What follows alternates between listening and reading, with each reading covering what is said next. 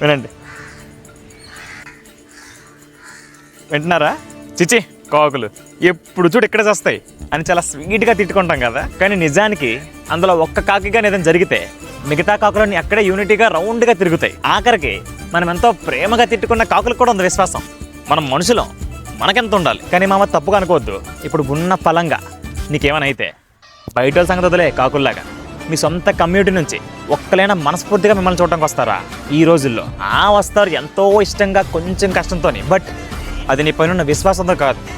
కాకిలాగా మేం కూడా వచ్చాం అన్న పేరు కోసం. ఏంటి ఇంత విశ్వాసం ఉన్న మనుషులు ఏమనుకుంటారా అని చెప్పి మొహమాటపడి మనం చెయ్యాలనుకున్నది కూడా ఆపేస్తాం. అవసరమా చెప్పు? మనకు అవసరమా? కనీసం ఒక కాకి ఉండే విశ్వాసం కూడా లేదు ఈ మనుషులకి. పైగా వీళ్ళు ఏమనుకుంటారు అని చెప్పి మనం చెయ్యాలనుకున్నది కూడా ఆపేస్తాం.